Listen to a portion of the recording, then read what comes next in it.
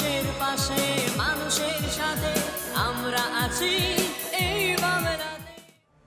আপনারা দেখছেন সংবাদ শিরোনাম। দেখলেন তো অনেক কিছু, এবার দেখুন নতুন কিছু। রথযাত্রার আগে রথের চাহিদা তুঙ্গে নদিয়ার শান্তিপুরে। আগামীকাল রথযাত্রা, আর তার আগেই রথ বিক্রি বেড়েছে নদিয়ার শান্তিপুরে। আর এবছর রথযাত্রায় ছোট বড় মিলিয়ে অসংখ্য রথ শান্তিপুরের রাজপথে নামবে, এমনটাই জানিয়েছেন শান্তিপুরের রথ বিক্রেতারা।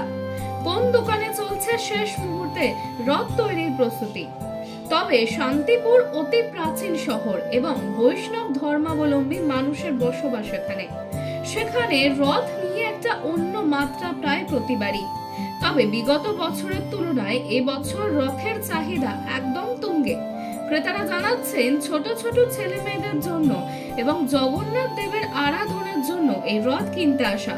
দোকানে সর্বাধিক 12,000 টাকা মূল্যের কাঠের তৈরি রথ বিক্রি হচ্ছে নদিয়ার শান্তিপুরে।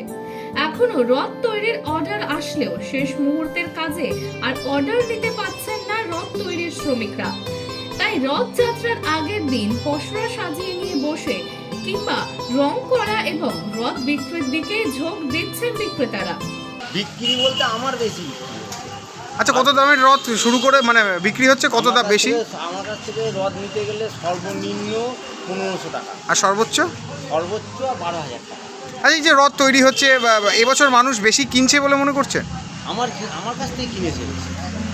কি কি দিয়ে তৈরি করছেন রথ? সম্পূর্ণ কাঠ দিয়ে আমার ঘরে টোটাল যা ফার্নিচার তৈরি হয় সব সেগুন কাঠে দিয়ে ফার্নিচার তৈরি হয় এবং ওই সেগুন কাঠের সাইজ কাঠ দিয়ে আমরা সব।